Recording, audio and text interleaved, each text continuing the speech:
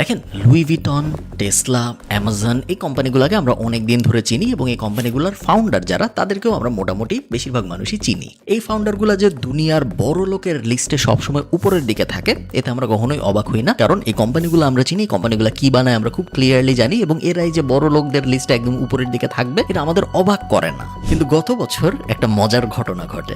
এক লোক হঠাৎ করে কথা নাই বার্তা নাই দুনিয়ার 2 নম্বর বড় লোক হয়ে যায়, তাও আবার 1 মাসের মধ্যে সে দুনিয়ার যে বড় লোকের লিস্ট সে বড় লোকের লিস্টে 2 নম্বরে চলে আসে। এই লোকের নাম গৌতম আদানি। উনি একজন ভারতীয় মানুষ এবং এই লোকের নেটওয়ার্থ ওই সময়ে ছিল $120 বিলিয়ন। অদ্ভুত ব্যাপার হলো এই লোক ট্র্যাডিশনাল যে বিজনেস সেই দিকে তেমন ফোকাস না রেখে ওনার মেইন ফোকাস ছিল ইন্ডাস্ট্রি অ্যাঙ্গেলে। সো কয়লা থেকে শুরু করে ইলেকট্রিসিটি এমন কোনো বিজনেস নাই যেই বিজনেস এই আদানি সাহেব করতো না। গত 1 মাসে আমরা দেখলাম ঠিক যেভাবে আদানি সাহেবের উত্থান হয়েছিল তার থেকেও ভয়ঙ্করভাবে, যত তাড়াতাড়ি গ্রোথ কার্ভ উপরের দিকে গিয়েছিল তার থেকেও ভয়ঙ্করভাবে ওনার গ্রোথ কার্ভ নিচের দিকে চলে আসা শুরু করছে। এবং গত 2 সপ্তাহের মধ্যে যখন আমি এই ভিডিওটা রেকর্ড করছি উনি পৃথিবীর 2 নম্বর বড়লোক ছিল, সেখান থেকে উনি প্রথমে 50-এর বাইরে চলে যায়, তারপর উনি একটু কষ্ট করে আবার 30-এর মধ্যে আসে এবং এখন উনি 20 থেকে 30-এর মাঝখানে ঘোরাফেরা করতেছে। কি হলো আসলে গৌতম আদানি এত তাড়াতাড়ি কিভাবে উত্থানই বা হলো এবং কিভাবে পতনই বা হলো, চলুন আমরা জানার চেষ্টা করি আজকে। The Adani Group has Gautam Adani's wealth stood at 10 billion. Adani লোকটা যে অ্যাম্বিশাস এইটা নিয়ে কারো কোনো বিতর্ক বা বিসংবাদের সুযোগ নাই। 1980 সালে, আপনাদের বেশিরভাগের তখনও জন্মই হয় নাই, উনি গুজরাটে ইম্পোর্ট এক্সপোর্টের ব্যবসা শুরু করে এবং রেগুলার ইম্পোর্ট এক্সপোর্ট না উনি এমন না যে চায়না থেকে জিনিস আনবো বেচবো এরকম ইম্পোর্ট এক্সপোর্টের ব্যবসা উনি করে নাই। উনি পলিমারের ইম্পোর্ট এক্সপোর্ট করা শুরু করছে এবং যে জিনিস আমরা ভাবতেই পারি না যে পলিমার কি জিনিস, এই জিনিস কই থেকে আনে কই থেকে বেচে, আমরা কিন্তু ভাবতেও পারি না। এবং 1980 সালে উনি এই ব্যবসা শুরু করে গুজরাটে বসে এবং এই ব্যবসা মোটামুটি ভালো করে। 10 বছরের মতো সময় ধরে উনি এই ব্যবসা করে এবং 90-এর দশকের দিকে উনি গুজরাটে ভাবে যে যেহেতু আমার পলিমার ব্যবসা ভালো করতেছে এখন কি করা যায়। নরমাল মানুষ হলে কি ভাবতো, আরেকটা পলিমারের ব্যবসা করি বা অন্য কোনো অ্যাঙ্গেলের দিকে যাই, বাট উনি ওই দিকে যায় না। উনি ভাবে যে পলিমারের ব্যবসা এখন ভালো করতেছে, আমি এখন একটা পোর্ট বানাবো গুজরাটে। পোর্ট কি জিনিস? পোর্ট হলো আপনারা সবাই জানেন যে মংলা বন্দর টাইপ জিনিসপত্র, যে আমি গুজরাটে একটা বন্দর বানাবো যেখানে জাহাজ এসে ভিড়বে, জাহাজ যখন এসে ভিড়বে আমি জাহাজের কাছ থেকে ভাড়া নিব এবং এখান থেকে যখন জাহাজ ছেড়ে যাওয়ার আগে আমাকে ভাড়া দিয়ে যাবে, ওই ভাড়ার থেকে আমার ইনকাম হবে। গুজরাটে যখন নিয়ে পোর্ট বানানো শুরু করে তখন থেকে মূলত উনার উত্থান শুরু হয়। পলিমারের ব্যবসা উনাকে বড়লোক টাইপ যে বানায় নাই তা না, বাট উনি যে একদম আহামরি বিশাল রিচ হয়ে গেছে এরকম ছিল না। বাট 1990 সালে যখন পোর্ট বানানোর কাজ শুরু হয় তখন ইন্ডিয়াতে করাপশন অনেক বেশি ছিল, ওগুলার সুযোগও উনি নেয়। ওনার ঠিক পারফেক্ট জায়গাগুলোয় বন্ধু ছিল এবং ওই সব সুযোগ নিয়ে আস্তে আস্তে উনি বড়লোক হয়ে যাওয়া শুরু করে। এবং 1990-এর দশকটায়, 90-এর থেকে 2000 এই সময়টায় এমন এমন ব্যবসা উনি দাঁড় করাইছে যে ব্যবসাগুলো দাঁড় করানোর কথা আমাদের কারো মাথায় আসবে না। আমি যদি আপনাকে উদাহরণ দিই আপনি অবাক হয়ে যাবেন। পোর্ট বানানোর পরে উনি কয়লার মাইন বানায়, যে আমি এখন থেকে কয়লা উঠাবো মাটির থেকে এবং পুরো দুনিয়ায় আমি কয়লা সাপ্লাই দিব। এবং ওই জিনিস উনি শুরু করার পর ওই জিনিস সাকসেসফুল হয় এবং উনার কোম্পানি পৃথিবীর সবচেয়ে বড় কয়লা সাপ্লায়ারদের একটা সাপ্লায়ার হয়ে যায়। তারপরে সাধারণ মানুষ কি করবে যে আমি আরো কয়লার সাপ্লাই বানাই এরকম কিছু, বাট না, উনি তা করে নাই। উনি এরপরে একটা এয়ারপোর্ট বানায়, যে এবং সিমিলার পোর্টের মতো প্ল্যান ছিল ওনার, যে এখানে যখন প্লেন থামবে এবং এখান থেকে যখন প্লেন উঠবে 2 সময় আমার এয়ারপোর্টের যে ইনকাম হয় ওই এয়ারপোর্টের ইনকাম করবো আমি। এরপরে উনি থেমে তো থাকা যায় না, এয়ারপোর্টের পরে উনি কি করে, উনি একটা পাওয়ার প্ল্যান্ট বানায় যে এখন থেকে আমি ইলেকট্রিসিটি বেচবো পুরো দুনিয়ায়। উনার এই উত্থান চলতে থাকে এবং 1980 সালে উনার ব্যবসা শুরু হয়, 90 সালে উত্থান চলতে থাকে, 2000 সালে উত্থান চলতে থাকে এবং তারপরে যখন মোদি সরকার ক্ষমতায় আসে তখন উনি একদম স্কাই রকেট করা শুরু করে। ওনারা দুইজনই ছিল গুজরাটের এবং মোদি ছিল ওনার বেশ ভালো বন্ধু। আমি একটু এয়ার ট্যাগ দিয়ে বলতেছি কারণ আপনারা বুঝতেই পারতেছেন কিরকম বন্ধু। মোদি যখন প্রথম প্রধানমন্ত্রী হন তখন এই আদানির প্লেনে করে উনাকে গুজরাট থেকে দিল্লিতে উনি ফ্রিতে নিয়ে আসে। এর থেকে আপনি বুঝতে পারেন যে উনারা কিরকম ক্লোজ মানুষ এবং আদানি সবসময় চেষ্টা করেছেন যে মোদি টাইপ মানুষজন, মোদি বা উনার মতো যেসব মানুষজন আছে তাদেরকে অনেক খুশি রাখার বিভিন্নভাবে, এবং এই খুশি রাখার বেনিফিট উনি ইচ্ছা মতো নিছে। এবং এই যে উত্থান, এই উত্থান কিন্তু চলতে থাকে। ওই যে পাওয়ার প্ল্যান্ট বানানোর পরে কিন্তু থেমে গেছে এরকম না ব্যাপারটা। মোদি সরকার ক্ষমতায় আসার পরে উনি সিমেন্টের ব্যবসা শুরু করে। সিমেন্টের ব্যবসা শুরু করার পরে দেখা যায় যে পুরা ইন্ডিয়ায় তো অনেক ধরনের কনস্ট্রাকশনের কাজ হচ্ছে সরকারের সব কনস্ট্রাকশন কাজে, ফেডারেল গভর্নমেন্টের সব কনস্ট্রাকশনের কাজে আদানির সিমেন্টই ব্যবহার হয়, অন্য কোনো সিমেন্ট ব্যবহার হয় না। শুধু সরকারকে সিমেন্ট বেচেই উনি ক্রেজি বড়লোক হয়ে যাওয়া শুরু করে। বাট না, উনি তারপরেও থামে না। এরপর উনি ভাবে আমি একটা টিভি চ্যানেল কিনবো। টিভি চ্যানেল কোনটা কেনা যায়? ইন্ডিয়ার সবচেয়ে বড় টিভি চ্যানেলগুলোর একটা হলো এনডিটিভি। উনি ভাবে যে আমি এনডিটিভি কিনবো এবং উনি এনডিটিভি কিনেও ফেলে।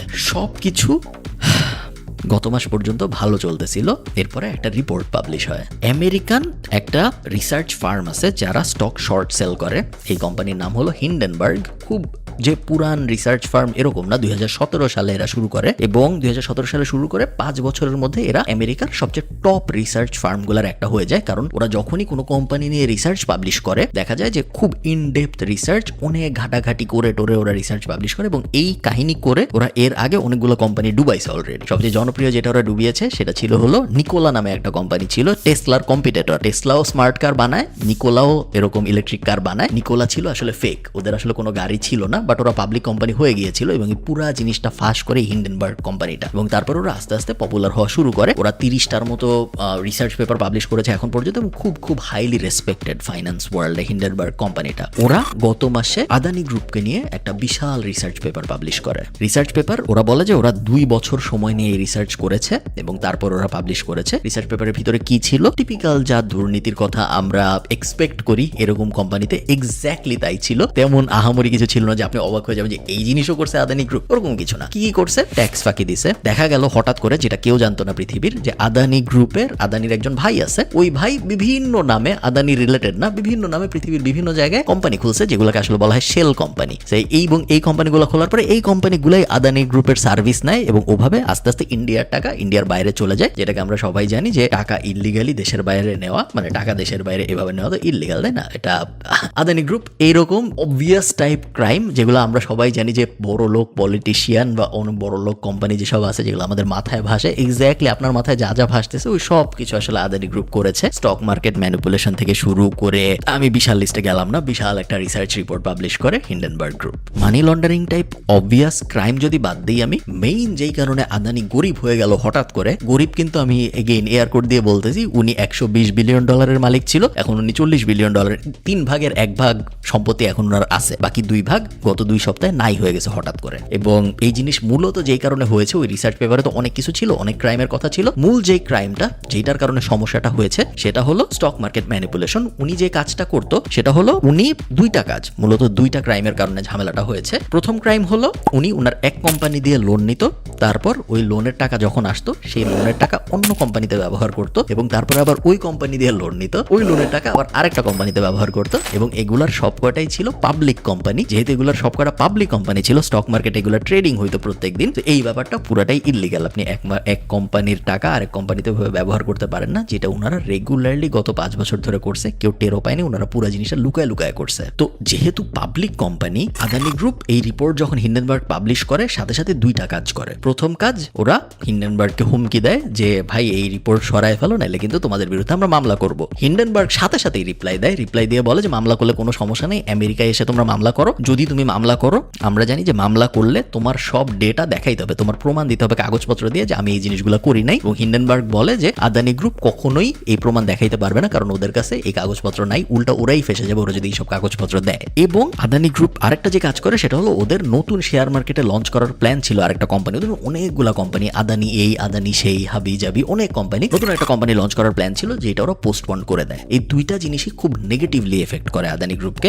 শেয়ার মার্কেট আপনারা অনেকেই জানেন যে সেন্টিমেন্টের উপর চলে, মানুষ ভাবে যে এই শেয়ারের কি পতন হবে, এই শেয়ারের কি উত্থান হবে, এবং মানুষ ভেবে ওই শেয়ার বিক্রি করে দেয় এবং যখন বিক্রি করে দেয়, সবাই যখন একসাথে বিক্রি করে তখন সেল প্রেসার বাড়ে এবং শেয়ারের দাম পড়ে যায় দেখে আরো মানুষ ভয় পায়, তারাও তাড়াতাড়ি বিক্রি করে দেয় যাতে আরো পড়ার আগে তাদের লস কম হয় এবং তখন আরো কমতে থাকে এবং তারপরে ওই কারণে আরো মানুষ বিক্রি করে দেয় এবং কেউ কিনে না, এই কারণে একদম কমতে থাকে। কিছু বোঝার আগে দেখা যায় যে শেয়ারের প্রাইস একদম ফ্ল্যাট হয়ে গেছে, একদম নিচে চলে আসছে। বাংলাদেশেও কিন্তু এর আগে আমরা জানি ইতিহাসে এই ব্যাপার সিমিলার কাহিনী ঘটেছে, এক্স্যাক্টলি এই ব্যাপার ঘটে নাই, সিমিলার কাহিনী বাংলাদেশেও ঘটেছে। তো আদানি গ্রুপের সাথে এই জিনিস হয়, শেয়ার মার্কেটের প্রাইস ফল করা শুরু করে এবং আদানি সহ ওনার কোম্পানির আশপাশের যেহেতু নেটওয়ার্থ টাইড থাকে সবসময় পাবলিক কোম্পানির ফাউন্ডারদের তাদের শেয়ারের দামের সাথে, উনি হঠাৎ করে $120 বিলিয়ন নেটওয়ার্থ থেকে $30 বিলিয়ন $35 বিলিয়ন নেটওয়ার্থে চলে গেছে এবং এই জিনিস প্রত্যেক দিন আগের দিনের থেকে কমতেছে। এবং আপনি জিনিসটা চিন্তা করেন, এশিয়ার, ইন্ডিয়ান না, এশিয়ার সবচেয়ে বড় লোক মানুষ ছিল গৌতম আদানি জাস্ট 2 সপ্তাহ আগে। 2 সপ্তাহের মধ্যে উনি এখন টপ 20-তে তো নাই, টপ 30-তে চলে গেছে এবং 20-তে আবার আস্তে আস্তে আসতেছে। শেয়ারের দাম বাড়া কমার উপর ডিপেন্ড করে উনি একবার একটু উপরে উঠতেছে আবার একটু নামতেছে। বেশিরভাগ মানুষ ধারণা করতেছে যে শেয়ার মার্কেটে যে পতনটা হয়েছে আদানির, ওটা জাস্ট শুরু, আরো 85% কমবে ওনার নেটওয়ার্থ, এটা অনেকে ধারণা করছে এবং উনি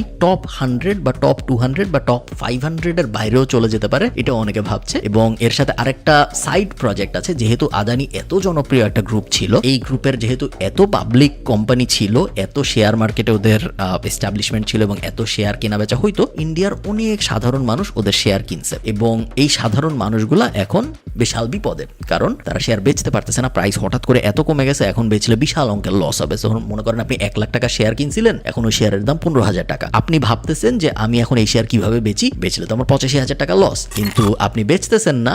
আপনি পরের দিন দেখতেছেন ওটা 14,000 হচ্ছে, তারপরের দিন ওটা 13,000। এরকম অনেক বিশাল অঙ্কের একটা মানুষের এই প্রবলেমটা হচ্ছে, যেই কারণে অনেকে ধরে নিচ্ছে যে হয় সরকার হস্তক্ষেপ করবে, আবার অনেকে ধরে নিচ্ছে এই কারণে স্টক মার্কেটে এবং ইন্ডিয়ার ইকোনমিতে বিশাল একটা আঘাত আসবে। অনেক ধরনের স্পেকুলেশন হচ্ছে এই মুহূর্তে, কেউ আসলে জানেন এক্স্যাক্টলি কি হচ্ছে। বাট একটা ব্যাপার মোটামুটি সবাই নিশ্চিত, সেটা হলো আর যাই হোক আদানির সম্ভবত জেল হবে না, কারণ উনি খুব ভালো জায়গায় ভালো অনেক বন্ধু বানিয়েছে এবং আমরা সবাই জানি বন্ধু বানানো কত জরুরি। আপনার যদি ভালো বন্ধু থাকে তাহলে আপনি অনেক বিপদ থেকে বেঁচে যেতে পারেন। ফ্যাসিনেটিং স্টোরি, আমার বেশ ইন্টারেস্টিং লাগছে। আমি জানি না আপনাদের কেমন লাগছে, আমাকে জানাবেন। আমি চেষ্টা করবো আবার আদানির কোনো একটা আপডেট আসলে ফেসবুকে বা ইউটিউবের কোথাও আপনাদের জানানোর জন্য, বাট আপনারা নিজেরা জেনে নেবেন, আমি শিওর। এই রিলেটেড সিমিলার একটা কাহিনী আমরা গত বছর পাবলিশ করেছিলাম এই ইউটিউব চ্যানেল থেকে, যেখানে আমরা FTX এর উত্থান এবং পতন নিয়ে কথা বলেছিলাম। সিমিলার কাহিনী আদানি গ্রুপের সাথে হচ্ছে দেখা যাচ্ছে। এইরকম কাহিনী যদি আপনাদের ভালো লাগে আমাকে অবশ্যই কমেন্টে জানাবেন। ভালো থাকেন, টাটা।